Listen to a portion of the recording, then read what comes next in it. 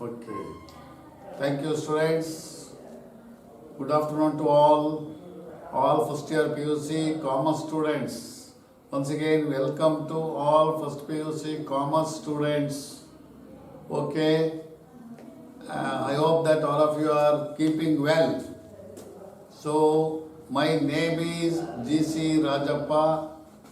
I am a retired professor of commerce. I served 34 years of service in Marimallappa PU College as a lecturer and as a head of the department. Okay.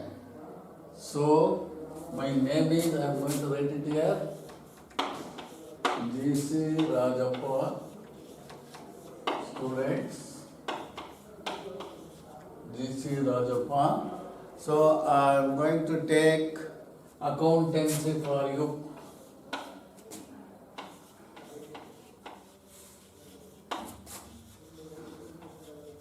Accountancy. First PUC accountancy. First PUC accountancy students. Okay. So now, see here, once again, I would like to introduce myself briefly, students. So my name is GC Rajappa. Generally, they used to call me GCR. Okay. Here afterwards, if you call me as GCR. GCR means GC Rajappa. I did my MCom in Bangalore University during 79 and 80. After that, I have served during 81. I have joined this Marimallappa Pre-University College on 31st August 1981. From 31st August 1981 to 2015 June 30th, I served there in the Department of Commerce students. I retired on 30th June 2015. So after retirement, I worked as a guest lecturer in various colleges. Firstly, after retirement, I worked as a guest lecturer in Ramakrishna Vidya Kendra, Ramakrishna Nagara. And then after that, I worked as a lecturer in Central PU College, Saraswatipuram, and then simultaneously I used to work, that is Unity College in Nanjangud. There also I worked for 1 year students. After that, from the last 3 years, say I am working in the Vidyavardhaka PU College. So here it is in Coimbatore Nagar, not that Vidyavardhaka. It is the management is the Bangalore. So this college is run by the Bangalore people, that is Vidyavardhaka Sangha. So Vidyavardhaka Sangha, it is in that Coimbatore Nagar. Okay. Behind this, Vijay Chetana PU College. There, from the last 3 years, say I am working there from the last 3 years in the Department of Commerce.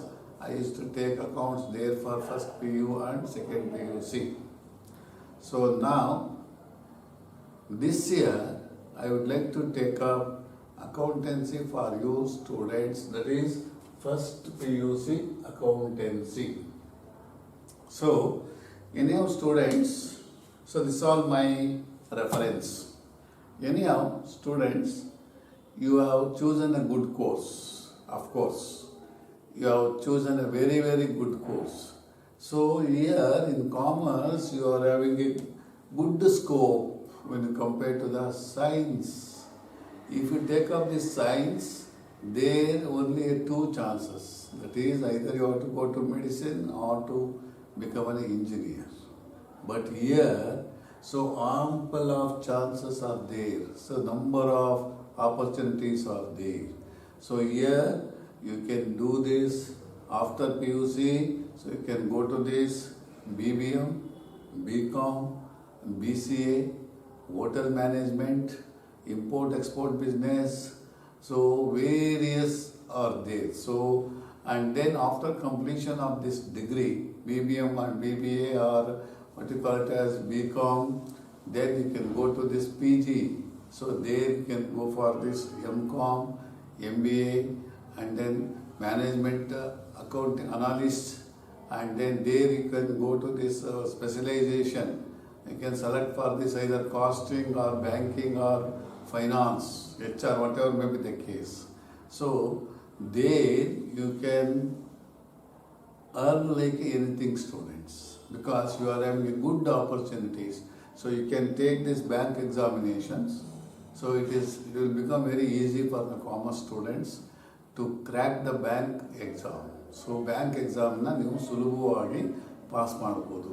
ಯಾಕೆಂದರೆ accountancy is as good as A mathematics, students.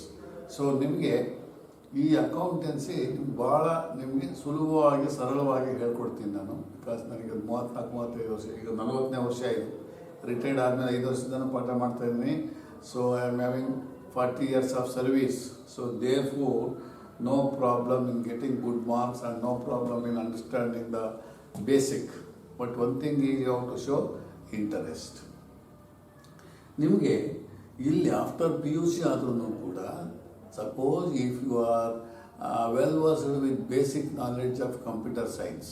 So ಕಂಪ್ಯೂಟರ್ನಲ್ಲಿ ನಿಮಗೆ operating system ಇದೆಲ್ಲ ನೀವು ಕಲ್ತ್ಕೊಂಡ್ರೆ, Tally, ಅದು basic ನಾಲೆಡ್ಜನ್ನು ಕಲ್ತ್ಕೊಂಡ್ರೆ, even after your PUC, if you don't want to continue the education, you can earn your livelihood, students. So ನಿಮ್ಗೆ ಎಲ್ಲಾದ್ರೂ 30ರಿಂದ 35, 25-30 ಸಾವಿರ ಸಂಬಳ ಕೊಡ್ತಾರೆ. ಯಾಕೆಂದರೆ in each and every office they need this person, that is PUC or BCom with computer knowledge. So they are going to take you as a clerk, as a typist, and or as a computer operator. So after your PU or degree, so either PUC or BCom or BBA or this what you call it as BBM. So if you don't want to continue in the PG courses, so then you can earn your livelihood. You can earn your livelihood. So therefore, this is a very, very important course. Anyhow, you have chosen a good course. ನಿಮಗೆ ಇಲ್ಲಿ ಬಂದರೆ ಈ ಕೋರ್ಸಲ್ಲಿ students ಏನಾಗುತ್ತೆ ಅಂತ ಹೇಳಿದ್ರೆ, ನಿಮಗೆ ಇಲ್ಲಿ PUC ಮಾಡ್ಕೊತಿದ್ದಂಗೆ ನಿಮಗೆ ಬೇಕಾದಷ್ಟು ಆಪರ್ಚುನಿಟೀಸ್ ಇದೆ. ನಿಮಗೆ ಯಾವುದಾದ್ರು ಆಫೀಸಲ್ಲಿ ನಿಮ್ಮನ್ನು ಕರೀತಾರೆ, ನಿಮಗೆ ಅಕೌಂಟೆಂಟಾಗಿ ಬನ್ನಿ, ಕ್ಯಾಶಿಯರಾಗಿ ಬನ್ನಿ ಅಂತಾರೆ. ಅಥವಾ BCom ಆಗ್ತಿದ್ದಂಗೆ with basic computer knowledge is a must. ನಿಮಗೆ ಅದು ಬೇಸಿಕ್ಕು ಕಂಪ್ಯೂಟರ್ ಇರಲೇಬೇಕು ನಿಮಗೆ, ಗೊತ್ತಾಯ್ತೇನಪ್ಪ? ಅದಿದ್ದರೆ ನೀವು you can earn your livelihood. ನಿಮ್ಮ ದಿನನಿತ್ಯದ ಖರ್ಚುಗಳಿಗೆ ನೀವು ಹಣವನ್ನು ನೀವು ಮಾಡ್ಕೊಳ್ಬೋದು. ನಿಮಗೆ ಇಲ್ಲಿ BCom ನೀವು ಮಾಡಿಕೊಂಡು ನಿಮಗೆ ಬೇರೆ ಬೇಕಾದಷ್ಟು ಅವಕಾಶ. ಈಗ BCom ಮಾಡ್ಕೊಂಡವ್ರಿಗೂ ಕೂಡ B.Edಗೆ ಹೋಗ್ಬೋದು ನೀವು, ಯಾವುದೋ ದಟ್ ಈಸ್ D.Ed. ಇಲ್ಲಿ PUC ಕಾಮರ್ಸ್ ಮಾಡಿಕೊಂಡ್ರು ಕೂಡ ಈಗ ನೀವು D.Edಗೆ ಹೋಗ್ಬೋದು. ಸೊ ಗೊತ್ತಾಯ್ತಲ್ಲ, ಮೊದಲು ಬರೀ ಸೈನ್ಸ್ನವ್ರಿಗೆ ಮಾತ್ರ ಇತ್ತು, ಆರ್ಟ್ಸ್ನವ್ರಿಗೆ ಮಾತ್ರ ಇತ್ತು. ಈಗ ಕಾಮರ್ಸ್ನವ್ರಿಗೂ ಕೂಡ ಅವಕಾಶ ಇದೆ. ಸೊ ಹೋಟೆಲ್ ಮ್ಯಾನೇಜ್ಮೆಂಟ್ ಅಂತ ಅದಕ್ಕೆ ಕೋರ್ಸ್ ಇದೆ. ಇಂಪೋರ್ಟ್ ಆ್ಯಂಡ್ ಎಕ್ಸ್ಪೋರ್ಟ್ ಬಿಸ್ನೆಸ್, ಅದಕ್ಕೆ ನಿಮಗೆ ಅವಕಾಶಗಳು ಇದ್ದಾವೆ, ಗೊತ್ತಾಯ್ತಪ್ಪ? Hotel management, import and export business ಇದೆ. ಮತ್ತು ನಿಮಗೆ ಬೇರೆ ಬೇರೆ ಅವಕಾಶಗಳು ಬೇಕಾದಷ್ಟು ಇವೆ. ಅಕ್ಷಿಣಿಯರ್ ಅಂತ ಇದೆ. ಆಮೇಲೆ ನೀವು ನಿಮ್ಮ ಕೆರಿಯರ್ ಕೋರ್ಸ್ಗಳನ್ನ ಬೇರೆ ಬೇಕಾದಷ್ಟು ನೀವು ಎಸ್ಟಾಬ್ಲಿಷ್ ಮಾಡಿ, ಗೊತ್ತಾಯ್ತೇನಪ್ಪ? ಸೊ ಅದರಿಂದ ನಿಮಗೆ ಇಲ್ಲಿ ಅವಕಾಶಗಳು ಜಾಸ್ತಿ ಇದೆ. But the only thing is you have to work properly. So ಯಾಕೆಂತ ಹೇಳಿದರೆ, ನಾನು this accountancy is as good as mathematics. Accountancy is as good as mathematics, because as in those who have scored good marks in maths in SLC, I think they may find it a little bit easy. But those who are very poor in mathematics in SLC, you have to give a little attention, students. You have to give little attention to know the basic concepts of accountancy. Okay, students? So this accountancy is basically it is a branch of mathematics. ಯಾಕೆಂತಂದರೆ it is ಒಂದು mathematics ಒಂದು branch ಇದು. So ಅದಕ್ಕೆ mathematics A branch, accountancy is A branch of mathematics. ಇದು introduction ಹೇಳಬೇಕಾದ್ರೆ ನಾನು ಹೇಳ್ತೀನಿ. So ನಿಮಗೆ ಕಾಮರ್ಸ್ ಸ್ಟೂಡೆಂಟ್ಸ್ಗೆ ನೀವು ನಾನು ಏನೇನು ಹೇಳ್ತೀನಿ ಅದನ್ನು ಕ್ಲಿಯರಾಗಿ ಕೇಳ್ಕೊಳ್ಳಿ ಸ್ಟೂಡೆಂಟ್ಸ್. ಓಕೆ, ನೀವು ಪ್ರಾಪರಾಗಿ ಕೇಳಿಸ್ಕೊಂಡು ಇದನ್ನು ನೀವು ಅಪ್ ಟು ಡೇಟ್ ಆಗಬೇಕು. ನೀವು as a student of commerce ನೀವು ನನಗೆ ಸಪ್ರೇಟಾಗಿ ಅಕೌಂಟೆನ್ಸಿಗೆ ಈ ಥರ ಕ್ಲಾಸ್ಮೇಟ್ ಅಂತ 300 pages ಒಂದು ಸಪ್ರೇಟ್ ನೋಟ್ಬುಕ್ ಇಡಬೇಕು. ನೋಡಿ ಕಾಣಿಸ್ತಾ ಇದೆಯಾ? ಈ ಥರ ಬುಕ್ಕು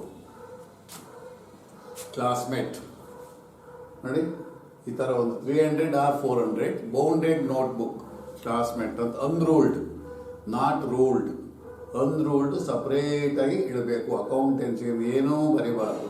ನಾನು ಏನು ನೋಟ್ಸ್ ಕೊಡ್ತೀನಿ, ನಾನು ಏನು ಹೇಳ್ತೀನಿ ಅದನ್ನು ಮಾತ್ರ ಕಾಪಿ ಮಾಡಬೇಕು ಸ್ಟೂಡೆಂಟ್ಸ್. ಅರ್ಥವಾಯ್ತಲ್ಲ? ನಾನು ಹೇಳಿದ್ದನ್ನು ನೀವು ಕಾಪಿ ಮಾಡಬೇಕು. ನೀವೇನಾದ್ರು ನಾನು ಹೇಳ್ದಂಗೆ ಫಾಲೋ ಮಾಡಿದರೆ you are going to score good marks. But ನಿಮಗೆ ಭಾಳ ಕಲಿಬೇಕು ಅನ್ನೋ ಅರ್ಜ್ ಇರಬೇಕು, ಇಂಟ್ರೆಸ್ಟ್ ಇರಬೇಕು. ಆ ಇಂಟ್ರೆಸ್ಟ್ ಇದ್ದರೆ ಮಾತ್ರ ನೀವು ಕಲಿಬೋದು ಸ್ಟೂಡೆಂಟ್ಸ್. ಗೊತ್ತಾಯ್ತಂದ್ರಪ್ಪ? ಸೊ ನಿಮಗೆ ಅದು ನಾನು ತಿಳ್ಕೊಂಡಿದ್ದೀನಿ, ನಿಮಗೆ ಇಂಟ್ರೆಸ್ಟ್ ಇದೆ ಅಂತ ನಾನು ತಿಳ್ಕೊಂಡಿದ್ದೀನಿ. ನೋಡಿ ಇಲ್ಲಿ ಕ್ಲಾಸ್ಮೇಟ್ ಅಂತ ಇದೆ, ಅನ್ರೂಲ್ಡ್. ಗೊತ್ತಾಯ್ತಲ್ಲ? ಅರ್ಥ ಮಾಡ್ಕೊಳ್ಳಿ. ಅನ್ರೂಲ್ಡ್ ಈ ಥರ ನೋಟ್ಬುಕ್ಕನ್ನು ಮೇಂಟೈನ್ ಮಾಡಬೇಕು. ಓಕೆ ಸ್ಟೂಡೆಂಟ್ಸ್, ಇದಾದಮೇಲೆ ನಾನು ನಿಮಗೆ ನೋಡಿ ಅಕೌಂಟೆನ್ಸಿ ಪಾರ್ಟ್ 1 ಆ್ಯಂಡ್ ಪಾರ್ಟ್ 2 ಈ ಥರ ಬುಕ್ಕು ಇಲ್ಲಿ ಯಾವುದೂ ಇಲ್ಲ, ಬೇರೆ ಆಥರ್ಸ್ ಯಾವುದೂ ಇಲ್ಲ. ಇಲ್ಲಿ NCERT ಟೆಕ್ಸ್ಟ್ ಬುಕ್ ಕೊಡಿ. First PUC commerce accountancy NCERT text book ಕೊಡಿ ಅಂತ ಕೇಳಬೇಕು. It is A must. ನಾನು ಇಷ್ಟೊತ್ತಿಗೆ ನೀವು ಎಲ್ಲ ಕೊಂಡ್ಕೊಂಡಿದ್ದೀರಾ ಅಂತ ಅಂದ್ಕೊಂಡಿದ್ದೀನಿ. ಕೊಂಡ್ಕೊಂಡೇ ಇದ್ದರೆ ನಾಳೆ ಅಷ್ಟೊತ್ತಿಗೆ ನಿಮ್ಮ ಹತ್ರ ಟೆಕ್ಸ್ಟ್ ಬುಕ್ ಇರಬೇಕು. ಗೊತ್ತಾಯ್ತು students? By tomorrow you have to buy or within 2 to 3 days. ಇದು ವಾಲ್ಯೂಮ್ 1. ಇದು ಈ ಥರದ್ದು 2 ಬುಕ್ ಬರುತ್ತೆ.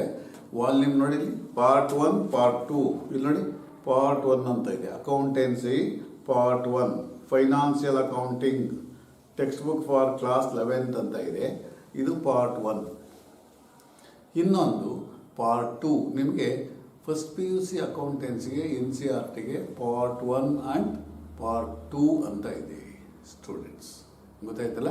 ಪಾರ್ಟ್ 1 ಆ್ಯಂಡ್ ಪಾರ್ಟ್ 2 ಇದನ್ನು ನೀವು ಕಂಪಲ್ಸರಿಯಾಗಿ ನೀವು ಕಾಲೇಜಿಗೆ ಬರಬೇಕಾದ್ರೆ ತರಬೇಕು ಮತ್ತು ನಿಮ್ಮ ಹತ್ರ ಇಟ್ಕೋಬೇಕು. Whenever I use to take your class you have to keep this textbook with you.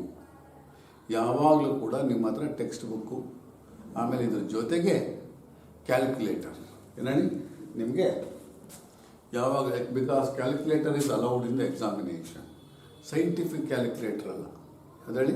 So ನಿಮಗೆ ಸೈಂಟಿಫಿಕ್ ಕ್ಯಾಲ್ಕುಲೇಟರ್ ಬೇಡ, ಬೇರೆ ಆರ್ಡಿನರಿ ಕ್ಯಾಲ್ಕುಲೇಟರ್ ನಿಮಗೆ ಅಡಿಷನ್ಸು ಸಬ್ಸ್ಟ್ರಾಕ್ಷನ್ಸು ಆ ಥರದ್ದು ಮಾಡಲಿಕ್ಕೆ ನಿಮಗೆ ಈ ಮಾಮೂಲಿ ಇರುತ್ತಲ್ಲ ದೊಡ್ಡ ಸ್ವಲ್ಪ ಮೀಡಿಯಮ್ ಸೈಜು, ಆ ಥರದ್ದು ಸೈಂಟಿಫಿಕ್ ಅಲೋ ಮಾಡಲ್ಲ ಎಕ್ಸಾಮಿನೇಷನಲ್ಲಿ. ಅದರಿಂದ so calculator must and should ಆಗಿ ಇರಲೇಬೇಕು. ಆಮೇಲೆ ಈ ಥರ ನೀವು ಬುಕ್ಕನ್ನು ತೊಗೊಂಡಾಗ ಸ್ಟೂಡೆಂಟ್ಸ್, ಲಾಂಗ್ ಬುಕ್ ತೊಗೊಂಡಾಗ ಇದ್ರ ಜೊತೆನೇ ಒಳಗಡೆ ಒಂದು ಲಾಂಗ್ ಬುಕ್ ಸ್ಕೇಲ್ ಇರಬೇಕು. You have to keep inside long scale. ಗೊತ್ತಾಯ್ತಂದ್ರಪ್ಪ? ಯಾವಾಗಲೂ ಕೂಡ ನೋಡಿ ಈ ಥರ ರೂಲ್ ಹಾಕಬೇಕಾಗತ್ತೆ. ನೀವು ಸಣ್ಣ ಸ್ಕೇಲ್ ತೊಗೊಂಡು ಆಟ ಆಡ್ತಾ ಕೂತ್ಕೋಬಾರ್ದು. I don't tolerate. ದುಡ್ಡು ಲಾಂಗ್ ಸ್ಕೇಲು ನಿಮ್ಮ ಹತ್ರ ಯಾವಾಗಲೂ ಐದಾರು ಸ್ಟೀಲ್ ಸ್ಕೇಲ್ ಆದರೂ ಆಯಿತು, ಅಥವಾ ಇನ್ನೊಂದು ಥರದ್ದು ಬರ್ತಲ್ಲ ಆ ಸ್ಕೇಲ್ ಆದರೂ ಸರಿ. ಈ ಥರದ್ದು ಲಾಂಗ್ ಸ್ಕೇಲ್ ಇದರೊಳಗಡೆ ಇಟ್ಕೋಬೋದು, ಸಪ್ರೇಟಾಗಿ ನೀವೇನು ಇಟ್ಕೊಳ್ಳೋದು ಬೇಕಾಗಿಲ್ಲ. So you have to rule like this. ಇಲ್ಲಿ ವೇರಿಯಸ್ ಜರ್ನಲ್ಲು, ಲೆಡ್ಜರ್ನು, ಕ್ಯಾಶ್ ಬುಕ್ಕು ಬೇಕಾದ ಡಿಫ್ರೆಂಟ್ ಥರ ನೀವು ಈ ಥರ ರೂಲ್ ಹಾಕಬೇಕಾಗುತ್ತೆ.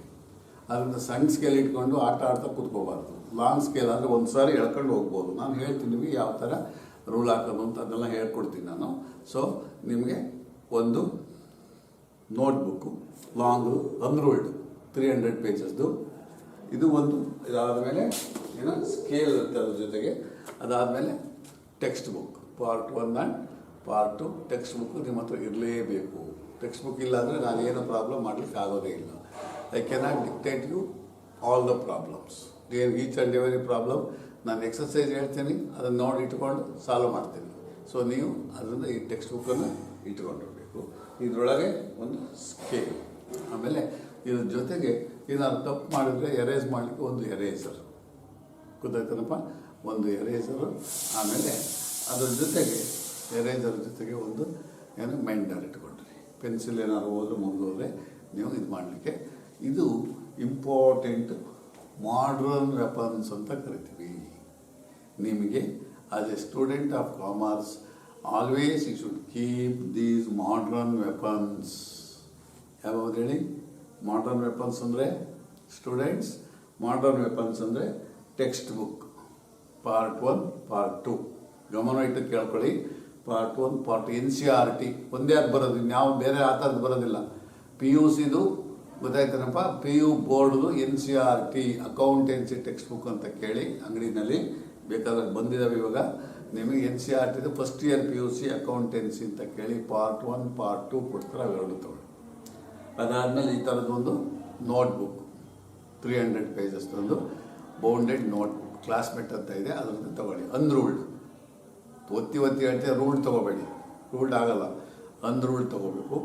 ಆಮೇಲೆ ಒಂದು ಲಾಂಗ್ ಸ್ಕೇಲ್, ಒಂದು ರಬ್ಬರ್, ಗೊತ್ತಾಯ್ತಲ್ಲ, ಒಂದು ಮೆಂಡರ್. ಇದೆಲ್ಲದನ್ನು ಕೂಡ always you have to carry these modern weapons. ಈ notebook, text book, long scale, pencil, pen, ಆಮೇಲೆ ಒಂದು ಕ್ಯಾಲ್ಕುಲೇಟರ್. ಅರ್ಥವಾಗ್ತಿದೆ students? So these are all the modern weapons. Being a student of commerce you have to carry with you. ಗೊತ್ತಾಯ್ತಲ್ಲ? ಒಂದಿಲ್ಲ ಅಂದರೂ ನಾನು ಕ್ಲಾಸಿಂದ ಆಚೆ ಕಡೆ ಓಡಿಸ್ಬಿಡ್ತೀನಿ ನಾನು. ನಿಮಗೆ ಇಲ್ಲಿ ರೆಗ್ಯುಲರ್ ನೀವು ಆಫ್ಲೈನ್ ಕ್ಲಾಸ್ ಸ್ಟಾರ್ಟ್ ಆದಾಗ ಗೊತ್ತಾಯ್ತಲ್ಲ, ನಿಮಗೆ ಇವೆಲ್ಲವೂ ತರಲೇಬೇಕು ನೀವು ಸ್ಟೂಡೆಂಟ್ಸ್. ಯಾಕೆಂದರೆ ನನ್ನ ಸ್ಟೂಡೆಂಟ್ಸು ಸುಮಾರು ಜನ, ನಾನು 35-40 ವರ್ಷದಿಂದ ನಾನು ಪಾಠ ಮಾಡ್ಕೊಂಡು ಬಂದಿದ್ದೀನಿ. ನನ್ನ ಸ್ಟೂಡೆಂಟ್ಸ್ ಒಂದು 250 ಜನ. So they become A chartered accountant, CA. ಗೊತ್ತಾಯ್ತೇನಪ್ಪ? ಬೇಕಾದಷ್ಟು ಜನ, ಒಂದು 200-250 ಜನ ಇಲ್ಲಿ ಮೈಸೂರಲ್ಲಿದ್ದಾರೆ, ಬೆಂಗಳೂರಾಗಿದ್ದಾರೆ, ಇವನ್ ಅಮೇರಿಕಾ ನ್ಯೂಯಾರ್ಕಲ್ಲಿದ್ದಾರೆ. ನನ್ನ ಸ್ಟೂಡೆಂಟ್ಸಲ್ಲಿ ಚಾರ್ಟೆಡ್ ಅಕೌಂಟೆಂಟ್ ಆಗಿದ್ದಾರೆ, ಬ್ಯಾಂಕ್ ಮ್ಯಾನೇಜರ್ಸ್ ಆಗಿದ್ದಾರೆ, ಡಿವಿಷನಲ್ ಮ್ಯಾನೇಜರ್ ಆಗಿದ್ದಾರೆ, ಬಿಸ್ನೆಸ್ ಮ್ಯಾನ್ಗಳು ಆಗಿದ್ದಾರೆ. ಗೊತ್ತಾಯ್ತೇನಪ್ಪ? ನೀವು ಇಲ್ಲಿ ಅರಸೂರು ರೋಡು ಮತ್ತು ಅರಸೂರು ರೋಡು ಮತ್ತು ಶಿವರಾಮಪೇಟೆಗೆ ಹೋದರೆ ಒಂದು 150-200 ಜನ ನನ್ನ ಸ್ಟೂಡೆಂಟ್ಸೇ ಸಿಗ್ತಾರೆ. ನನ್ನ ಸ್ಟೂಡೆಂಟ್ಸ್ ಮಕ್ಕಳುಗಳು ಇವತ್ತು ನನ್ನ ಸ್ಟೂಡೆಂಟ್ಸ್ ಆಗಿದ್ದಾರೆ. ಅವರೆಲ್ಲ ಕೆಲವರು ಬಿಸ್ನೆಸ್ ಮ್ಯಾನ್, ದೊಡ್ಡ ಬಿಸ್ನೆಸ್ ಮ್ಯಾನ್ಗಳಾಗಿದೆ. ಆ ವಿಜಯ ಗ್ಲಾಸ್ ಹೌಸ್ ಅಂತ ಅರಸೂರು ರೋಡಿಗೆ ದೊಡ್ಡ ಮಸೀದಿ ಪಕ್ಕ ಹೋಗ್ತಿದ್ದೆ, ಅವ್ನು ಪ್ರೇಮ್ ಅಂತ, he was also my student. ಬೇಕಾದಷ್ಟು ಜನ ಅಲ್ಲಿ ಒಂದು 250-300 ಜನ ನನ್ನ ಸ್ಟೂಡೆಂಟ್ಸ್ ಇದ್ದಾರೆ. ಅವರೆಲ್ಲ ನಮ್ಮ ಕಾಲೇಜಿನಲ್ಲಿ ಓದ್ತಾರೆ. ಚಾರ್ಟೆಡ್ ಅಕೌಂಟೆಂಟ್ಸ್ ಒಂದು 200-250 ಜನ MBA ಮಾಡ್ಕೊಂಡಿದ್ದಾರೆ, MCOM ಮಾಡ್ಕೊಂಡಿದ್ದಾರೆ, MCA ಮಾಡ್ಕೊಂಡಿದ್ದಾರೆ, ಬ್ಯಾಂಕ್ನಲ್ಲಿದ್ದಾರೆ. ಗೊತ್ತಾಯ್ತನಪ್ಪ? ಬೇರೆ ಅಮೇರಿಕಾದಲ್ಲಿದ್ದಾರೆ. ಬೇಕಾದಷ್ಟು ಆಪರ್ಚುನಿಟೀಸ್ ಇದೆ. ಅದರಿಂದ ನೀವು ಏನು ಮಾಡಬೇಕು ಅಂತ ಹೇಳಿದ್ರೆ ಸ್ಟೂಡೆಂಟ್ಸ್, ಅದೇನೋ ನೀವು ಕೇರ್ಫುಲ್ ಆಗಿರಬೇಕು ಮತ್ತು ಅಟೆಂಟಿವ್ ಆಗಿರಬೇಕು. ಕಲಿಬೇಕು ಅಂತ ಶ್ರದ್ಧೆ ಇದ್ದರೆ ನಿಮಗೆ ಯು ಕ್ಯಾನ್ ಲರ್ನ್. ಬಟ್ ಆ ಶ್ರದ್ಧೆ ಇರಬೇಕು ನಿಮ್ಮಲ್ಲಿ. ಶ್ರದ್ಧೆ ಇಲ್ಲ ಅಂತಂದರೆ ನೀವೇನೂ ಮಾಡಲಿಕ್ಕೆ ಆಗೋದು. ಅರ್ಥವಾಯ್ತಲ್ಲ? ಸೊ ನಿಮಗೆ ಅದು ನಾನು ಕಲಿಬೇಕು, ನಾನು ಓದ್ತೀನಿ ಅಂತಕ್ಕಂಥದ್ದು ಶ್ರದ್ಧೆ ಇರಬೇಕು. ಇವತ್ತಿನ ಕಾಲ ಅದೇನೋ today we are facing competition in each and every field. ಎಲ್ಲ ವಲಯದಲ್ಲಿಯೂ ನಾವೇನು ಕಾಂಪಿಟೇಷನ್ಸನ್ನು ನೋಡ್ತೀವಿ ನಾವು. ಗೊತ್ತಾಯ್ತೇನಪ್ಪ? ಆ ಕಾಂಪಿಟೇಷನ್ಸನ್ನು ಕ್ರ್ಯಾಕ್ ಮಾಡಬೇಕು ಅಂದರೆ ನಾವು ಎಕ್ಸೆಲ್ ಇನ್ ಅವರ್ ಸಬ್ಜೆಕ್ಟ್. ಅರ್ಥವಾಯ್ತೇನಪ್ಪ? ಎಲ್ಲಿ ಹೋದರೂ ನಾವು ಕಾಂಪಿಟೇಷನ್, ಪ್ರತಿಸ್ಪರ್ಧೆಗಳನ್ನು ಕಾಣ್ತೀವಿ. ಅದನ್ನು ನಾವು ಗೆದಿಬೇಕು ಅಂತಂದರೆ, ನಾವು ಫಸ್ಟ್ ಬರಬೇಕು ಅಂದರೆ ನಾವು ಚೆನ್ನಾಗಿ ಸಬ್ಜೆಕ್ಟ್ ಬಗ್ಗೆ ತಿಳ್ಕೊಂಡಿರ್ಬೇಕು. ಎಲ್ಲಿಗೆ ಹೋಗಿ ನೀವು ಒಂದು ಬ್ಯಾಂಕ್ ಎಕ್ಸಾಮ್ಗೆ ಹೋಗಿ, ಒಂದು IAS ಹೋಗಿ, ಒಂದು KS ತಗೊಳ್ಳಿ. ಎಷ್ಟೋ ಜನ IAS KS ಮಾಡಿದ್ದಾರೆ, IAS KAS. ಗೊತ್ತಾಯ್ತೇನಪ್ಪ? ಎಲ್ಲಿ ಎಷ್ಟು ಬ್ಯಾಂಕ್ ಎಕ್ಸಾಮ್ ತೊಗೊಂಡಿದ್ದಾರೆ, ಬೇಕಾದಷ್ಟು ಮಾರ್ಕೆಟಿಂಗ್ನಲ್ಲಿದ್ದಾರೆ, ಫಾರಿನ್ ಬಿಸ್ನೆಸ್ಸಲ್ಲಿದ್ದಾರೆ, ಆಮೇಲೆ ಇಂಪೋರ್ಟ್ ಎಕ್ಸ್ಪೋರ್ಟ್ ಬಿಸ್ನೆಸ್ಸಲ್ಲಿದ್ದಾರೆ, ಹೋಟೆಲ್ ಮ್ಯಾನೇಜ್ಮೆಂಟ್. ಈಗ ಉದಾಹರಣೆಗೆ ಯಾವುದು ದಟ್ ಈಸ್ ಸಿದ್ಧಾರ್ಥ ಹೋಟೆಲ್ ಇದೆಯಲ್ಲಪ್ಪ, the famous Siddhartha hotel in the city. ಅವ್ರ ಗಿರಿ ಅಂತ ಹೇಳ್ಬಿಟ್ಟು ಅವರ ಮೊಮ್ಮಗ ತರುಣ್ ಗಿರಿ ಅಂತ ನನ್ನ ಸ್ಟೂಡೆಂಟು. ಅವನಿವತ್ತು ಅಲ್ಲಿ ಹೋಟೆಲ್ ಬೇಕಾದಷ್ಟು ಹೋಟೆಲ್ನಲ್ಲಿ ಅವ್ರು ನೋಡ್ಕೊತಾ ಇದ್ದಾನೆ. ಅವ್ನು ಹೋಟೆಲ್ ಮ್ಯಾನೇಜ್ಮೆಂಟ್ ಮಾಡ್ಕೊಂಬಂದ ಸ್ವಿಟ್ಜರ್ಲ್ಯಾಂಡ್ಗೆ ಹೋಗಿ. ಆಲಿವ್ ಗಾರ್ಡನ್ ಅಂತ ಇದೆ, ಆಲಿವ್ ಗಾರ್ಡನನ್ನು ಅವನೇ ನಡೆಸ್ತಾ ಇರೋದು, ಹೋಟೆಲ್ ಮ್ಯಾನೇಜ್ಮೆಂಟ್. ಅವನು ಸಿದ್ಧಾರ್ಥ ಹೋಟೆಲ್ ಇದೆಯಲ್ಲ, ಅವರ ಮೊಮ್ಮಗ ತರುಣ್ ಗಿರಿ ಅಂತ. ಆಮೇಲೆ ಇನ್ನೊಬ್ಬ chartered accountant, he is in ನ್ಯೂಯಾರ್ಕಲ್ಲಿ ಅವನು ವಾರಕ್ಕೆ 2 ಸಾರಿ, ಒಂದು ಸಾರಿ ನ್ಯೂಯಾರ್ಕ್ ಟು ಬಾಂಬೆ ಫ್ಲೈಟಲ್ಲಿ ಫ್ಲೈ ಮಾಡ್ತಾನೆ. ಅವನು ಚಾರ್ಟರ್ಡ್ ಅಕೌಂಟೆಂಟ್ ಮಧುಸೂದನ್ ಜೈನ್ ಅಂತ. ಇಲ್ಲ ಮರಿಮಲ್ಲಪ್ಪ ಕಾಲೇಜ್ ಎದುರುಗಡೆ ಅಲ್ಲಿ ಸದ್ವಿದ್ಯೆ ಇದೆಯಲ್ಲ, ಅದು ಎದುರುಗಡೆ ಒಂದು ಆಫೀಸ್ ಇದೆ, MB ಜೈನ್ ಆ್ಯಂಡ್ ಕಂಪನಿ ಅಂತ ಹೇಳ್ಬಿಟ್ಟು. ಆ MB ಜೈನ್ ಆ್ಯಂಡ್ ಕಂಪನಿ ಅವನು ಅದರ ಎಸ್ಟಾಬ್ಲಿಷ್ ಮಾಡಿರ್ತಕ್ಕಂಥ. ಅವನು ನನ್ನ ಸ್ಟೂಡೆಂಟ್, ಹಿ ವಾಸ್ ಮೈ ಅವನ ತಮ್ಮನೂ ಚಾರ್ಟರ್ಡ್ ಅಕೌಂಟೆಂಟ್, ಗೊತ್ತಾಯ್ತೇನಪ್ಪ. ಅಭಯ್ ಕುಮಾರ್ ಜೈನ್ ಅಂತ ಅವನ ತಮ್ಮನೂ ಚಾರ್ಟರ್ಡ್ ಅಕೌಂಟೆಂಟ್. ಇಂಥವ್ರು ಬೇಕಾದಷ್ಟು ಜನ ಇದ್ದಾರೆ, ಒಂದು 200, 250, 300 ಜನ ಚಾರ್ಟರ್ಡ್ ಅಕೌಂಟೆಂಟ್ಸ್ ಇದ್ದಾರೆ. ನಿಮಗೆ ಇಲ್ಲಿ ನಿಮಗೆ ಫಸ್ಟ್ PUC ಆಗ್ತಿದ್ದಂಗೆ CA ಮಾಡಬೇಕು ಅಂತಂದರೆ ನಮಗೆ CA ಫೌಂಡೇಶನ್ ಕೋರ್ಸ್ ಅಂತ ಇದೆ. ಆ ಫೌಂಡೇಶನ್ ಕೋರ್ಸ್ಗೂ ನಾವು ಇಲ್ಲಿ ಬೇಸಿಕ್ಕಾಗಿ ನಿಮ್ಗೆ ಅರೇಂಜ್ ಮಾಡಿಕೊಡ್ತೀವಿ ನಿಮ್ಮ ಕ್ಲಾಸ್ಗೆ, ಗೊತ್ತಾಯ್ತು. ಬಟ್ ಅದಕ್ಕೆ ನೀವು ಸೆಕೆಂಡ್ PUC ಎಕ್ಸಾಮ್ ತೊಗೊಂಡಿರ್ಬೇಕು. Second PUC admission ticket compulsory ಇರಬೇಕು. ಎಕ್ಸಾಮ್ ಬರೆದ ಮೇಲೆ you can join for CA foundation course.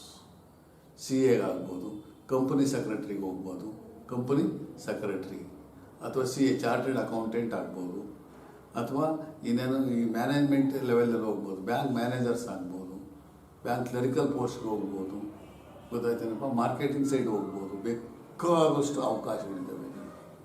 ಆ ಅವಕಾಶವನ್ನು ನೀವು ಗ್ರ್ಯಾಬ್ ಮಾಡಬೇಕು. ಅದೆಲ್ಲ ಮಾಡಬೇಕು ಅಂತಂದರೆ ನೀವು ಏನಾಗಬೇಕು, ನೀವು ಕರೆಕ್ಟಾಗಿ ವರ್ಕ್ ಮಾಡಬೇಕು.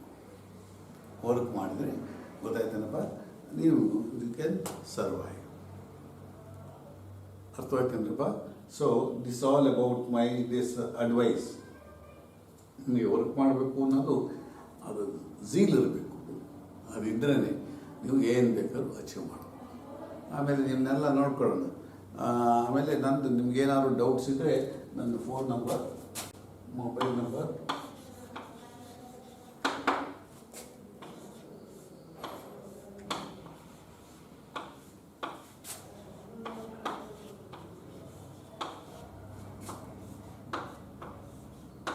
ನಿಮಗೆ ನಾನು ಪಾಠ ಮಾಡಿದ್ದು ಯಾವುದಾದ್ರು ಡೌಟ್ ಇದ್ದರೆ ಗೊತ್ತಾಯ್ತಲ್ಲ.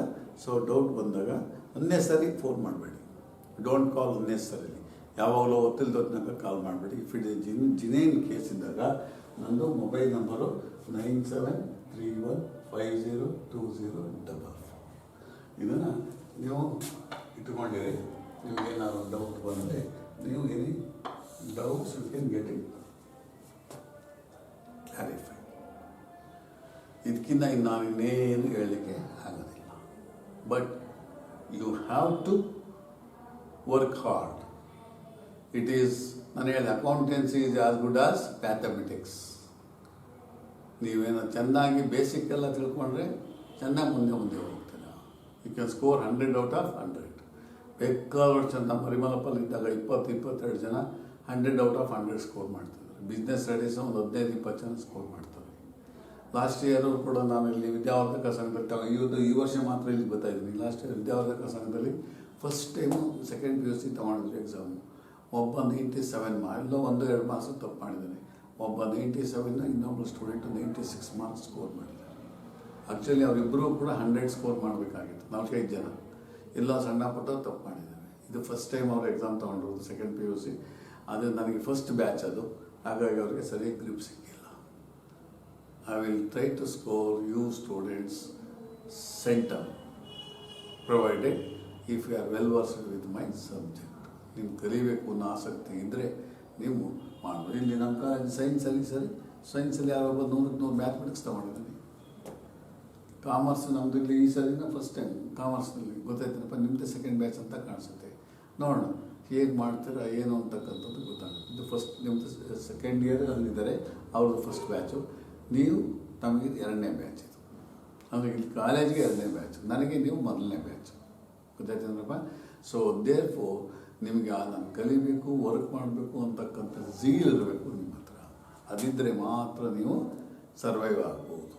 Competition, as you know today we are facing competition in each and every field.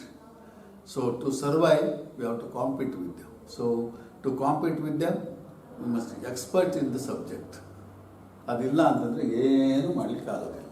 ನಿಮಗೆ ಆ ಒಂದು ಕಲಿಬೇಕು, ನಾನು ಇದನ್ನು I have to get through this examination ನಾನು ಕಾಂಪೀಟ್ ಮಾಡ್ತೀನಿ, ಸರ್ವೈವ್ ಆಗ್ತೀನಿ ಅಂತಕ್ಕಂಥದ್ದು ನಿಮ್ಮಲ್ಲಿ ಬರಬೇಕು ಸ್ಟೂಡೆಂಟ್ಸ್. ಆಗ ಮಾತ್ರ ಸಾಧ್ಯ ಆಗುತ್ತೆ. So this is all about basic. Next ನೋಡಿ, ನಮಗೆ actually accountancy we don't have in Kannada medium students. Accountancy English ಮೀಡಿಯಮೇ ಇರೋದು, ಗೊತ್ತಾಯ್ತಲ್ಲ. ಮಧ್ಯದಲ್ಲಿ ಬೇಕಾದ್ರೆ ಕನ್ನಡದಲ್ಲಿ ಹೇಳ್ತೀನಿ, ನಿಮ್ಗೆ ಅರ್ಥವಾಗ್ತದೆ ಕೇಳಿ. ಯಾವಾಗ ಆಫ್ಲೈನ್ ಕ್ಲಾಸ್ ಸ್ಟಾರ್ಟ್ ಆದಾಗ ನಾನು ಸ್ವಲ್ಪ ಮಧ್ಯದಲ್ಲಿ ಕನ್ನಡನೂ ಹೇಳ್ಕೊಡ್ತೀನಿ ನಾನು, ಗೊತ್ತಾಯ್ತಲ್ಲ. ಬಟ್ ನಿಮಗೆ ಕಲಿಬೇಕು ಅನ್ನೋ ಶ್ರದ್ಧೆ ಇರಬೇಕು students. I hope that all of you are from rural areas. ಕೆಲವರೆಲ್ಲ ರೂರಲ್ ಏರಿಯಾ, ಕೆಲವರು ಇಲ್ಲೇ ಬಂದಿದ್ದಾರೆ, ಹೊಸಬರು ಇದ್ದೀರಾ, ಗೊತ್ತಾಯ್ತನಪ್ಪ. ಅದರಿಂದ ನೀವು ಕಲಿಬೇಕು ಅನ್ನೋ ಶ್ರದ್ಧೆ ನಿಮಗಿರಬೇಕು. Accountancy so only we are having English medium, ಇಲ್ಲಿ ಕನ್ನಡ ಮೀಡಿಯಮ್ ಇಲ್ಲ. ಆದ್ರೂ ಕೂಡ ನಿಮಗೆ ನಿಮ್ಮ ದೃಷ್ಟಿಯಿಂದ ಅರ್ಥವಾಗಲಿ ನನ್ನ ದೃಷ್ಟಿಯಿಂದ ನಾನು ಏನು ಮಾಡ್ತೀನಿ, ಮಧ್ಯದಲ್ಲಿ ಕನ್ನಡದಲ್ಲೂ ಕೂಡ ಹೇಳ್ಕೊಡ್ತೀನಿ. ನಿಮ್ಗೆ ಯಾವ್ದಾದ್ರು ಗೊತ್ತಾಗದೇ ಇದ್ದರೆ ಕೇಳಬೇಕು students. Okay, apart from this ಈಗ ಸಬ್ಜೆಕ್ಟ್ ಬಗ್ಗೆ ಹೋಗೋಣ.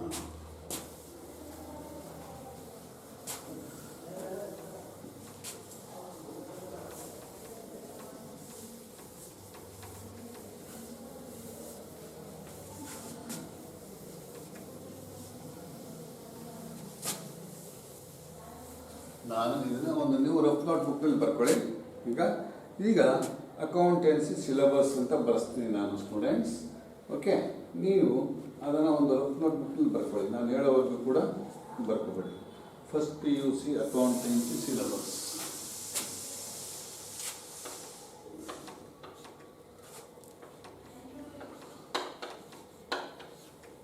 First PUC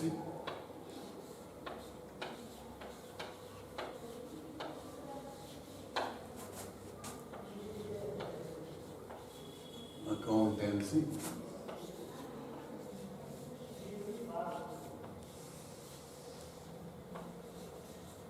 syllabus. So this is the syllabus. Now I am going to accountancy syllabus. ನಾನೀಗ ಇಲ್ಲಿ ಬರೀತೀನಿ, ನಾನು ನೋಡ್ಕೊಳ್ಳಿ, ಗೊತ್ತಾಯ್ತಲ್ಲ.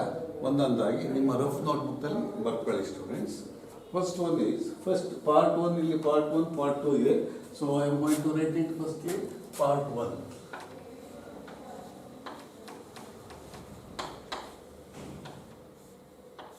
part 1 ಅಂದರೆ ಮೊದಲನೇ ಬುಕ್. ಒಂದು ನನಗೆ ಹೇಳಿದ್ನಲ್ಲ, ಈ ತೋರಿಸಿದ್ನಲ್ಲ ಅದು part 1. part 1 ಅಲ್ಲಿ ಚಾಪ್ಟರ್ ನಂಬರ್ 1 ಮೊದಲನೇದು first chapter. So introduction to accounting.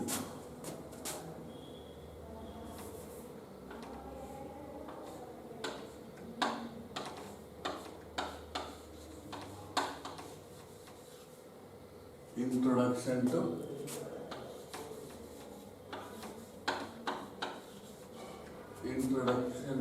Accounting. ಇದನ್ನು ನಿಮ್ಮ ನೋಟ್ಬುಕ್ಗೆ ಬರ್ಕೋಬೇಕು ಸ್ಟೂಡೆಂಟ್ಸ್, ಗೊತ್ತಾಯ್ತಲ್ಲ. ಈಗ ರಫ್ ನೋಟ್ಬುಕ್ನಲ್ಲಿ ಬರ್ಕೊಳ್ಳಿ. ನಾನು ನೆಕ್ಸ್ಟ್ ಕ್ಲಾಸ್ನಲ್ಲಿ ಹೇಳ್ತೀನಿ. ನಾನು ತೋರಿಸಿದ್ನಲ್ಲ ಲಾಂಗ್ ನೋಟ್ಬುಕ್ಕು, ಅದರಲ್ಲಿ ಫಸ್ಟ್ ಪೇಜಲ್ಲಿ ಬರೆದಿರಬೇಕು introduction to accounting.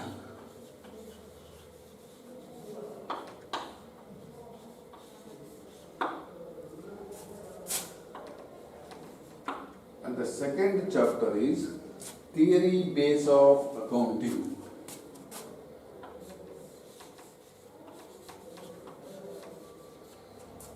Theory base of accounting.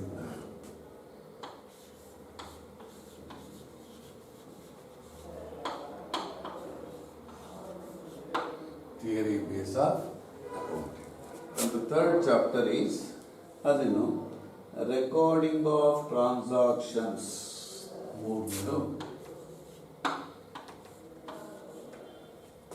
ಇದನ್ನೆಲ್ಲ ಬರ್ಕೋಬೇಕು ನೀವು. Recording of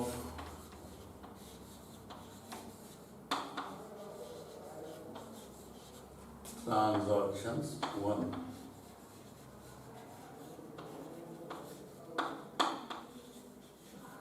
Recording of transactions first. ನಾಲ್ಕನೇದು recording of transactions.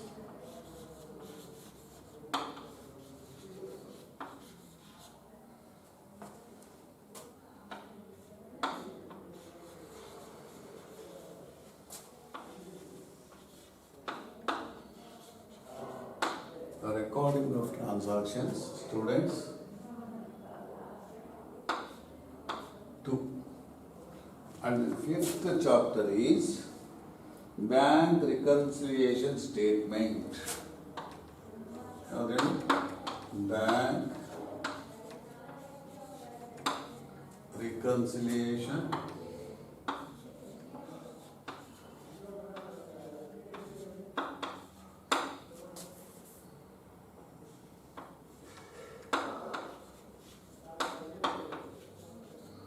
bank reconciliation statement. Bank reconciliation. ಇದನ್ನು ನಾವು ಸಿಂಪಲ್ ಆಗಿ BRS ಅಂತ ಕರಿತೀವಿ. ಏನಂತ ಕರಿತೀವಿ? BRS. Here afterwards, if I call BRS means bank reconciliation statement. Abbreviation BRS. Next one is sixth chapter is, as you know, trial balance and rectification of errors.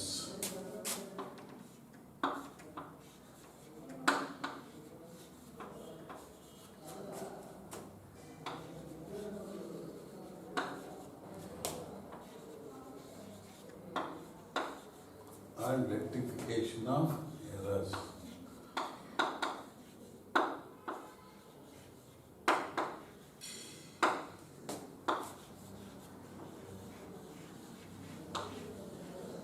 Trial balance and rectification of errors.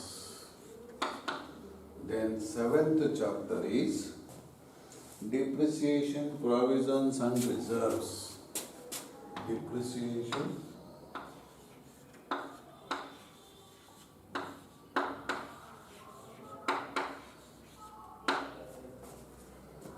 provisions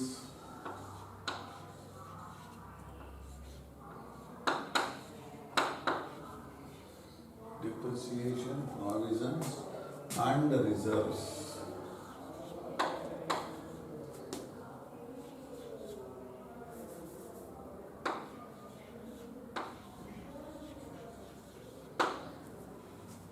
Depreciation, provisions and reserves. And the next chapter is bills of exchange.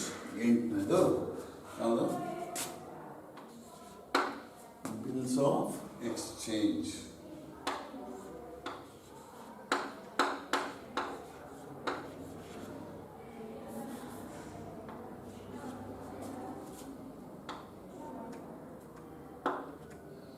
Bills of exchange.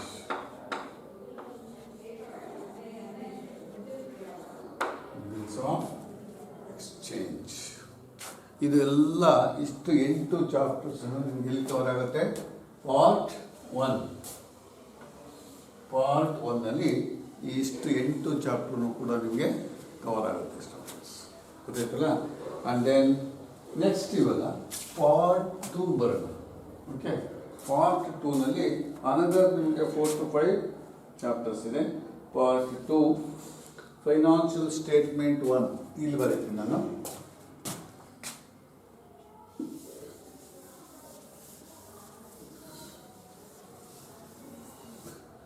ಇಲ್ಲಿ part 2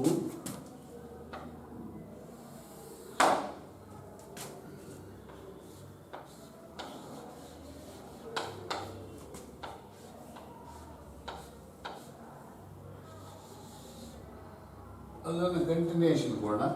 9ನೇ chapter ಅಲ್ಲಿ 1, 2 ಅಂತ ಕೊಟ್ಟಿದ್ದಾನೆ, ಮತ್ತೆ ಬೇರೆ ಬೇರೆ ನಿಮಗೆ. ಈಗ part 2ನಲ್ಲಿ ಫೈನಾನ್ಷಿಯಲ್ ಸ್ಟೇಟ್ಮೆಂಟ್ 1.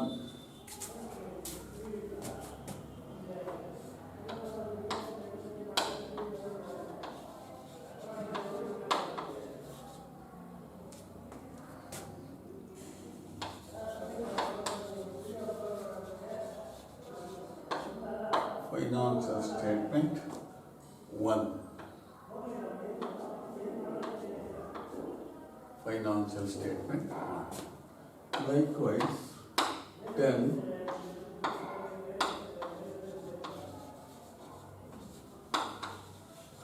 financial statement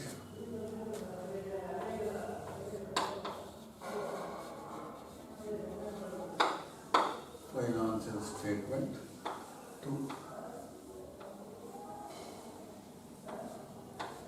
ಇಲ್ಲಿ ಫೈನಾನ್ಷಿಯಲ್ ಸ್ಟೇಟ್ಮೆಂಟ್ 1 ಮತ್ತು 2 ಅಂತ ಇದೆ. Financial statement 2.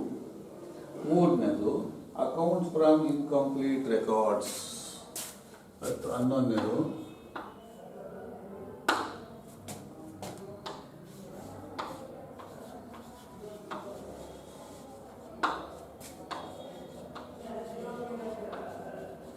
accounts from incomplete records.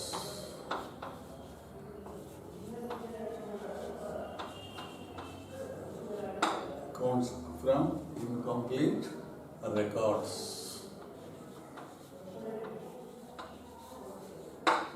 Accounts from incomplete records. That is the 11th chapter, students. Next one is application of computers in accounting. 12ನೇದು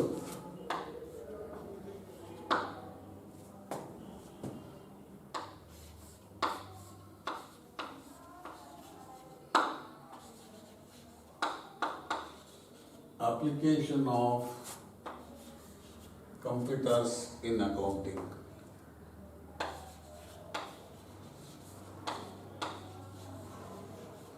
Application of computers in accounting.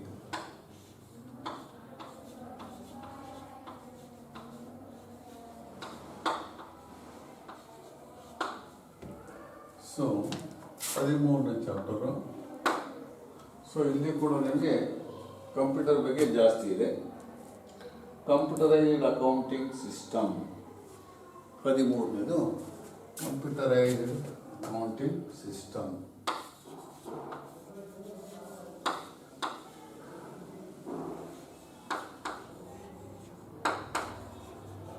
Computerized accounting system.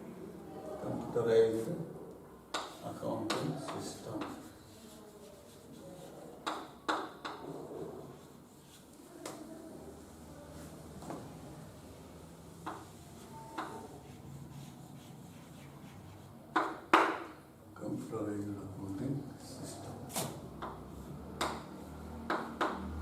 14ನೇ chapter.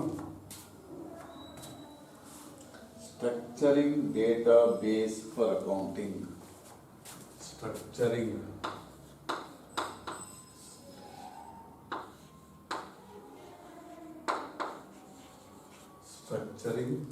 database.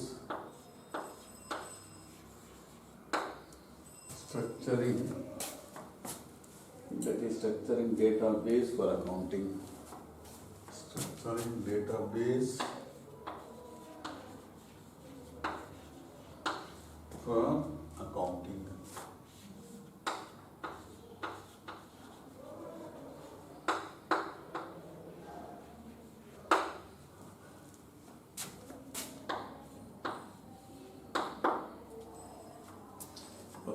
Chapter, students.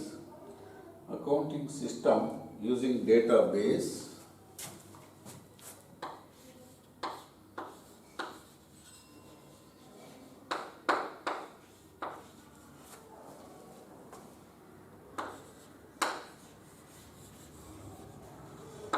Accounting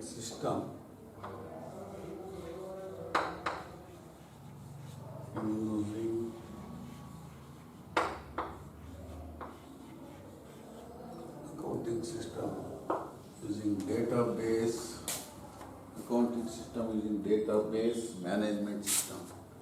Database management system.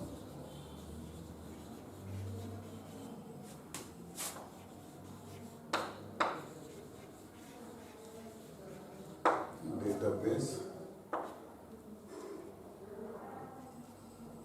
So these are the chapters prescribed for your study for academic year 2020-21.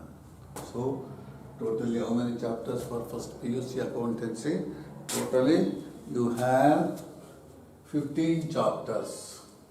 So 15 chapters ಅಲ್ಲಿ up to this ಇಲ್ಲಿವರೆಗೂ ನಿಮಗೆ ಇಲ್ಲಿದು ಇವು 3 chapters ನಿಮಗೆ ಅಷ್ಟು ಪ್ರಾಮುಖ್ಯ ಅಲ್ಲ, ಇದಿಲ್ಲ, ಇದು ಬೇಡ, ಗೊತ್ತಾಯ್ತಲ್ಲ, ಅದಿರಲಿ ಅದು. ಸೊ ಚಾಪ್ಟರ್ ನಂಬರ್ 13, 14 ಆ್ಯಂಡ್ 15 ಬೇಕಾಗಿಲ್ಲ, ಬರ್ಕೊಂಡಿರಿ ಅದನ್ನು chapters. So these are the total 15 chapters. So ಯಾವುದು? Once again introduction to accounting, ಮೊದಲನೇ ಚಾಪ್ಟರ್ ಬರ್ಕೊತಿದ್ರಲ್ಲ students. You copy down to this chapter. ಯಾವ್ದನ್ನ? ಈ ಚಾಪ್ಟರ್ಸ್ನ ನೀವು ಬರ್ಕೋಬೇಕು. ನೀವು ಯಾವಾಗ ನಿಮ್ಮ ನೋಟ್ಬುಕ್, ಲಾಂಗ್ ನೋಟ್ಬುಕ್ ಇಡ್ತಿರಲ್ಲ, ಅದಕ್ಕೆ ನೀವು ಚಾಪ್ಟರ್ ಫಸ್ಟ್ PUC ಸಿಲೆಬಸ್ ಅಂತ ಬರೆದು ಇದನ್ನು ಬರ್ಕೋಬೇಕು. ಪ್ರತಿಯೊಂದನ್ನು ಇರಬೇಕು ಇಲ್ಲಿ, ಗೊತ್ತಾಯ್ತಲ್ಲ. ಫಸ್ಟು ಇಂಟ್ರೊಡಕ್ಷನ್ ಟು ಅಕೌಂಟಿಂಗ್, ಎರಡನೇದು ಥಿಯರಿ ಬೇಸ್ ಆಫ್ ಅಕೌಂಟಿಂಗ್, ಮೂರನೇದು ರೆಕಾರ್ಡಿಂಗ್ ಆಫ್ ಟ್ರಾನ್ಸಾಕ್ಷನ್ಸ್ 1, ಇನ್ನೊಂದು ರೆಕಾರ್ಡಿಂಗ್ ಆಫ್ ಟ್ರಾನ್ಸಾಕ್ಷನ್ಸ್ 1, ಇಲ್ಲಿ ರೆಕಾರ್ಡಿಂಗ್ ಆಫ್ ಟ್ರಾನ್ಸಾಕ್ಷನ್ಸ್ 2 ಬರ್ತೀನಿ ನಾನು. Next recording of transaction 1, recording of transaction 2. ಐದನೇದು ಬ್ಯಾಂಕ್ ರಿಕನ್ಸಿಲಿಯೇಷನ್ ಸ್ಟೇಟ್ಮೆಂಟ್, ಇಲ್ಲಿ ಅಳಿಸಿದ್ದೀನಿ ನಾನು. ಬ್ಯಾಂಕ್ ರಿಕನ್ಸಿಲಿಯೇಷನ್ ಸ್ಟೇಟ್ಮೆಂಟ್ ಅಂತ ಬರುತ್ತಿಲ್ಲ, ಬರ್ಕೊಂಡಿದ್ದೀರ ನೀವು. ಐದನೇದು ಬ್ಯಾಂಕ್ ರಿಕನ್ಸಿಲಿ ಸ್ಟೇಟ್ಮೆಂಟ್ ಆಯಿತು. ಆರನೇದು trial balance and rectification of errors, trial balance and rectification of errors. ಏಳನೇದು ಡಿಪ್ರಿಸಿಯೇಷನ್ ಪ್ರಾವಿಷನ್ಸ್ ಆ್ಯಂಡ್ ರಿಸರ್ವ್ಸ್, ಬರೆದಿದ್ದೀನಿ ನಾನು ಆಗಲೇ, ಆಮೇಲೆ ರಬ್ ಮಾಡಿದ್ದೀನಿ ನಾನು, ಮೊದಲನೇದು ಇದೆ ನಾನು. ಎಂಟನೇದು bills of exchange. Okay. Part 2 second ಬುಕ್ನಲ್ಲಿ you have the following syllabus. Financial statement, final accounts ಬರುತ್ತೆ ಇದರಲ್ಲಿ students. Financial statement 1.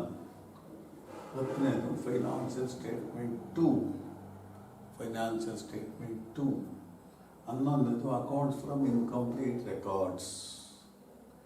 12ನೇದು application of computers in accounting. ಇಲ್ಲಿವರೆಗೂ ನಿಮಗೆ ಭಾಳ ಇಂಪಾರ್ಟೆಂಟ್. ಇದರಲ್ಲಿ ಇದೆಲ್ಲ ಬರೋದಿಲ್ಲ, ಇದು ಬೇಡ.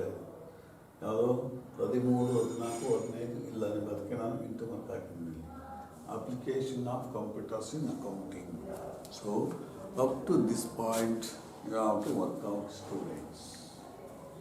Okay, so I hope that all of you followed this syllabus. ಬರ್ಕೊಂತೀರಾ ಅಂತ ಅಂದ್ಕೊಂಡಿದ್ದೀನಿ. ನಿಮ್ಮ ನೋಟ್ಬುಕ್ಕಿಗೆ ಸಿಲೆಬಸ್ಸನ್ನು ಬರ್ಕೋಬೇಕು. ಇಷ್ಟು 15 ಚಾಪ್ಟರ್ಸ್ನೂ ನಿಮ್ಮ ಸಿಲೆಬಸ್ಗೆ ನಿಮ್ಮ ನೋಟ್ಬುಕ್ಕಲ್ಲಿ ಇರಬೇಕು. ಇದು ಸಿಲೆಬಸ್. ಓಕೆ ಸ್ಟೂಡೆಂಟ್ಸ್, ಸೊ ನಾವು let us go to this first chapter, part 1, introduction to accounting. ಈಗ ನಾನು ರಬ್ ಮಾಡ್ತಾ ಇದ್ದೀನಿ ಸ್ಟೂಡೆಂಟ್ಸ್. ಓಕೆ, ರಬ್ ಮಾಡಲಾ? Okay.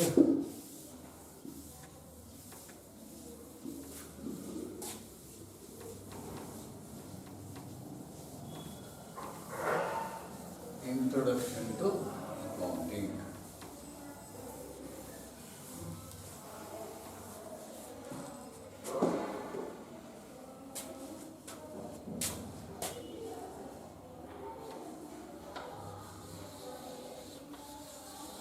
So, first I would like to take up first chapter, that is introduction to accounting. ಇದು ಭಾಳ ಒಂದು introduction ಕೊಡ್ತೇನೆ ನಾನು. ಏನಪ್ಪ ಅಂತಂದರೆ, ಹಿಯರ್ ಡ್ಯೂರಿಂಗ್ 1494, ಯಾವಾಗ? That is during 1494. ಸೊ ಇಲ್ಲಿ ನೋಡಿ,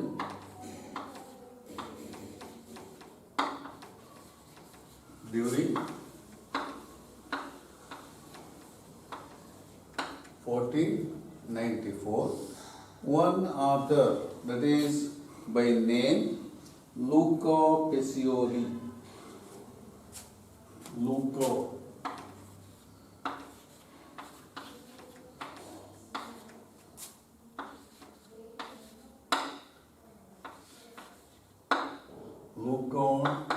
Pescioli.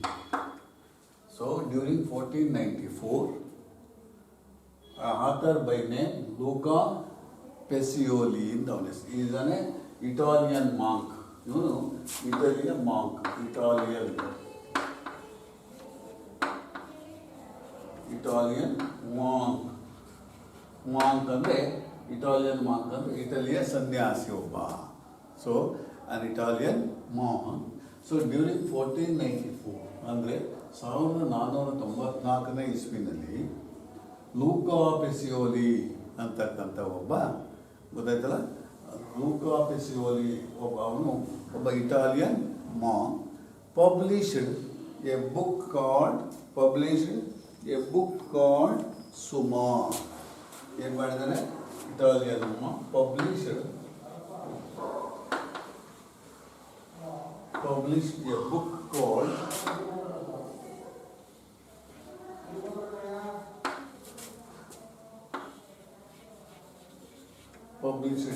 called Summa. ಯಾವ ಪಬ್ಲಿಷ್ ಮಾಡ್ತಾನೆ? Book on Summa. ನೋಡಿ, during 1494 Luca Pacioli, an Italian monk, published a book called Summa. It was purely a book on mathematics. ಯಾವುದ್ರ ಮೇಲೆ ಇರುತ್ತೆ? ಅದು ಮ್ಯಾಥಮೆಟಿಕ್ಸ್ನಲ್ಲಿ ಇರುತ್ತೆ, ಅದು ಗಣಿತಶಾಸ್ತ್ರದಲ್ಲಿ ಇರುತ್ತೆ. It was purely a book on mathematics. So in that book he has mentioned one chapter. So in that book, a book called Summa, it is a book purely on book of mathematics ಮೇಲೆ ಇರುತ್ತೆ. ಅದು ಆ mathematics text ಬುಕ್ನಲ್ಲಿ ಒಂದು ಚಾಪ್ಟರ್ನ mention ಮಾಡಿರ್ತಾನೆ. So ಏನದು? That is one section content called book keeping ಅನ್ನೋದು ಒಂದು section. One section called book keeping.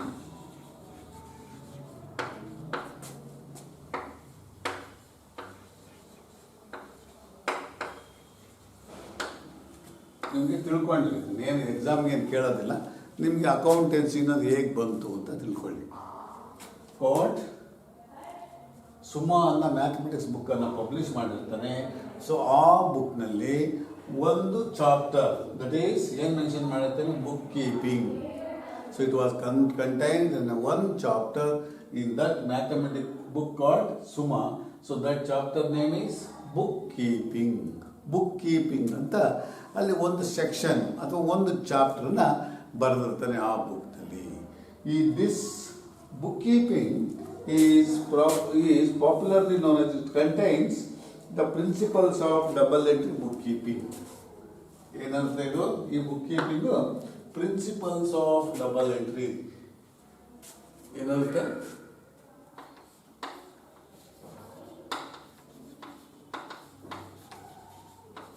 Principles of double entry. Principles of ಆ ಬುಕ್ ಕೀಪಿಂಗ್ನಲ್ಲಿ ಏನಿರುತ್ತೆ? Contains a principles of double entry system. ಒಂದು ಕೊಡ್ತಕ್ಕಂಥದ್ದು, ಇನ್ನೊಂದು ಪಡ್ಕೊಳ್ಳೋದು. ಅಂದರೆ principles of double entry system. Double entry means make an entry on both the side, make an entry on both the side, that is debit side and credit side. ಒಬ್ಬ ಕೊಡುವವನಿದ್ರೆ ಇನ್ನೊಬ್ಬ ಪಡ್ಕೊಳೋನಿರಬೇಕು, ಒಬ್ಬ ಪಡ್ಕೊಳೋನಿದ್ರೆ ಇನ್ನೊಬ್ಬ ಕೊಡುವವನಿರಬೇಕು. So that is the principles of double entry system. ಅಲ್ಲಿ ಈ book ಕೀಪಿಂಗ್ನಲ್ಲಿ has clearly mention the principles of double entry system. Principles of double entry bookkeeping. This book is used in the present day popular term known as debit and credit. ಈಗ popular ಆಗಿ present ಡೇನಲ್ಲಿ debit and credit ಅಂತ use ಮಾಡ್ತಾ ಇದ್ವಿ ನಾವು popularly. Today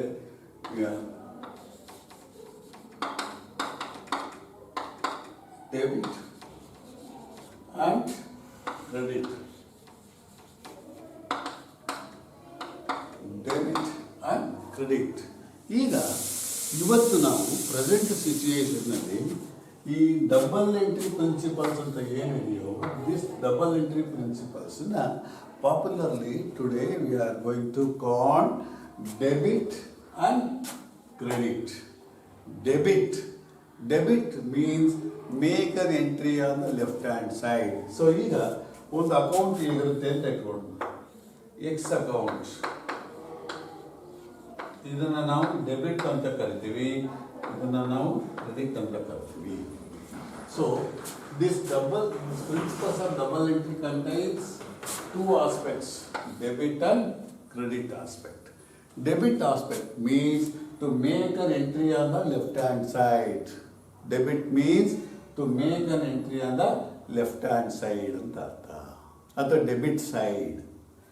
Credit means make an entry on the credit right hand side or credit side of an account. ಇಲ್ಲಿ credit side of an ಇಲ್ಲಿ entry ಮಾಡ್ತೀವಿ ನಾವು. ಸೊ ಈ ಥರ ನಾವು, so due to the development of technology, trade, industry, commerce, so the necessity arises to maintain a separate book,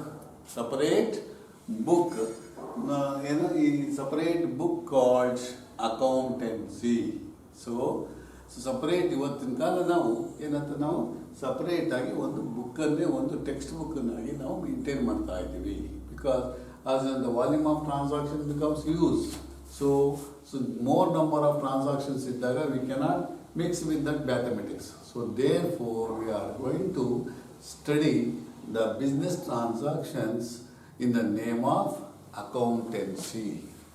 So then in the name of accountancy.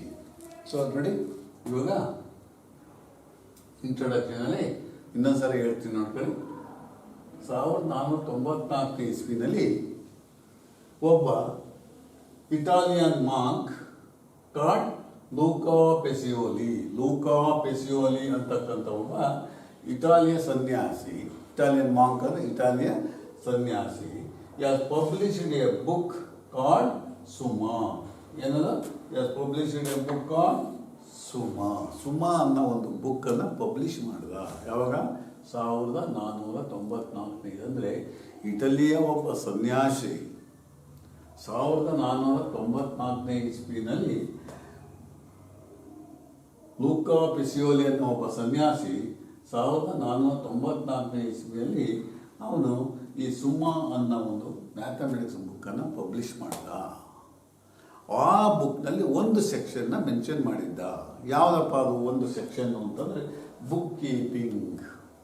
ಸರಿ ಹೇಳಿ, book keeping ಅನ್ನೋ ಒಂದು chapter. It contains a section on that book, mathematics book called Summa. ಆ ಬುಕ್ನಲ್ಲಿ ಒಂದು section mention ಮಾಡಿದ್ದ, book keeping.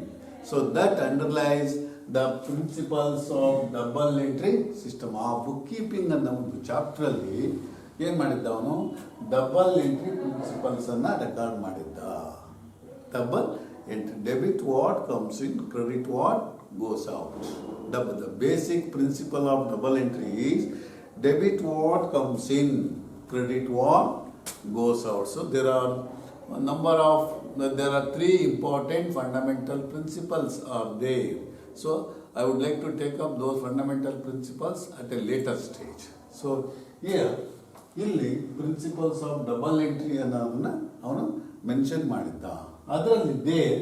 So today, due to this importance of business transactions, we may find today debit and credit. What is debit? What is credit? ಒಂದೊಂದು ಮಾರ್ಕಿಗೆ ಕೇಳ್ತಾರೆ, what is debit ಅಥವಾ what is credit? Debit means make an entry on the left hand side. Make an entry on the left hand side or debit side of an account. Credit means make an entry on the right hand side or credit side of an account. So ಈಗ ಒಂದು ಅಕೌಂಟನ್ನು ಈ ಥರ ಇರುತ್ತೆ, ಮಧ್ಯದಲ್ಲಿ ನಾವು ಇಲ್ಲಿ ಬರ್ದಿರ್ತೀವಿ account, X account ಅಂತ ಇಟ್ಕೊಳ್ಳೋಣ. ಒಬ್ಬ ವ್ಯಕ್ತಿಯ ಖಾತೆ ಇದು, ಅಕೌಂಟ್ ಅಂದರೆ ಖಾತೆ. ಇದರಲ್ಲಿ make an debit side, D R ಅಂದರೆ ಡೆಬಿಟ್, ಸಿ ಆರ್ ಅಂದರೆ credit. Debit means make an entry on the left hand side or debit side. Suppose ಇವಾಗ ನಾವು ಎಕ್ಸ್ ಇಂದ ನಾವು ಇಲ್ಲಿ ನಾವು ಇವಾಗ ಎಕ್ಸ್ಗೆ ನಾವು ಕ್ಯಾಶ್ ಕೊಟ್ಟಿದ್ದೀವಿ ಅಂತ ಇಟ್ಕೊಳ್ಳೋಣ. We paid cash to X, X account ಡೆಟೆಡ್ ಟು ಕ್ಯಾಶ್, ಇಲ್ಲಿ ಡೆಬಿಟ್ ಮಾಡ್ತೀವಿ ನಾವು. ಎಷ್ಟು 100 rupees ಕೊಟ್ಟಿದ್ದೀವಿ ಅಂತ ಇಟ್ಕೊಳ್ಳೋಣ.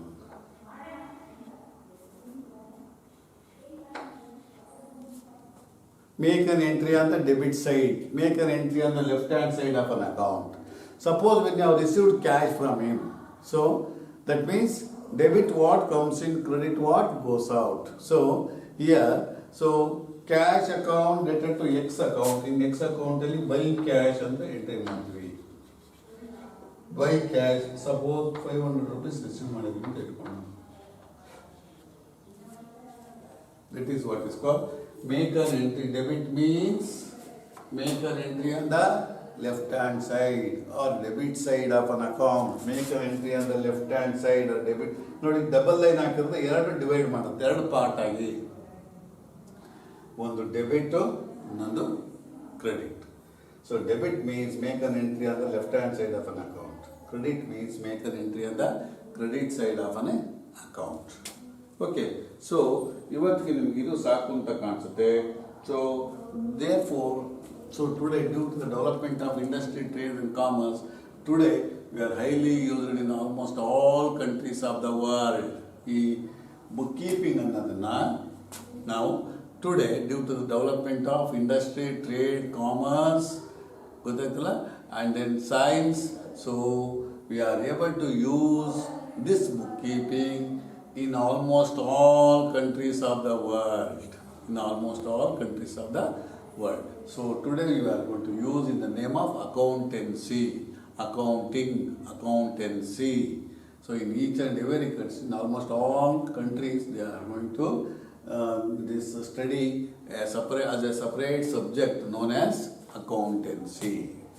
So in the next class, let us see what is accountancy, meaning and definition of accountancy, accounting. Okay students, I hope that all of you have followed. ನಾನು ಇವತ್ತು ಏನೆಲ್ಲ ಹೇಳಿದಿನ ಇದನ್ನ ಅರ್ಥ ಮಾಡ್ಕೊಳ್ಳಿ. ಈ ಚಾಪ್ಟರ್ಸನ್ನು ನೋಟ್ಬುಕ್ಕಿಗೆ ಬರ್ಕೊಳ್ಳಿ students. Okay, so once again I want to take you leave. Thank you to all students.